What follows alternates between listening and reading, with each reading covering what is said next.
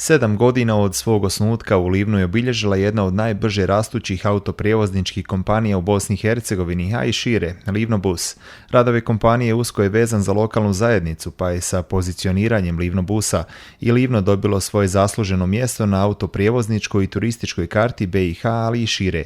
Svoj 7. rođendan odlučili su obilježiti ulaskom u zelenu energiju te transformacijom gradskog prijevoza. Svečano je potpisan ugovor o zastupništvu sa kineskom korporacijom Zonson o distribuciji električnih autobusa za Adria regiju. Tako bi Livno već od iduće godine trebao postati prvi grad u BiH sa električnim prijevozom. Livno će biti grad sa, ja ću reći, 10 električnih autobusa već iduće godine, gdje mi od Livna želimo napraviti showroom. Jer vi kad kupujete autobus, kupujete ga preko kataloga. Ali mi stvaramo ovdje da svi ostali gradovi, županije, kompanije jednostavno mogu doći i vidjeti taj autobus u radnim uvjetima.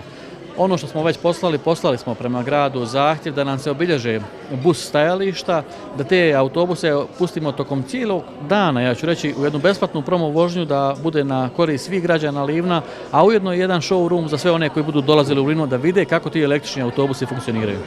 Električni autobusi u Livnu svakako su snažan poticaj za zelenu tranziciju cijele Bosne i Hercegovine.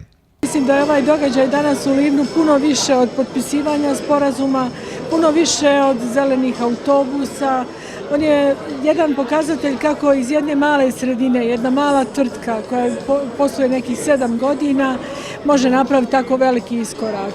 Iskorak koji će sigurno obilježiti budućnost Bosne i Hercegovine i Evropske unije i svih onih koji žele sačuvati okoliš, žele zelenu energiju, jer mi smo inače u Federaciji Bosne i Hercegovine, elektroprivredi Hrvatske zajednice Herceg-Bosne opredijeljeni na zelenu energiju. I naši proizvodi u svakom slučaju će biti konkurentni upravo zbog energije koju proizvodimo na takav način. Ulazak kineskih tvrtki na područje Bosne i Hercegovine je počeo još prije nekoliko godina, a sada će se i u Livnu voziti kineski električni autobusi.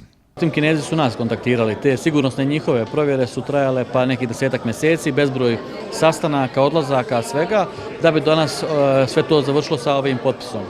Ono što je činjenica, njihov dolazak u Bosnu i Hercegovinu, pogotovo u našu županiju, u naše Livno, pokazalo je jedno njihovo oduševljenje prije svega prirodom, prije svega gostoprimstvom i ono što mi možda nekad i ne vidimo, da je ogroman potencijal na našim prostorima.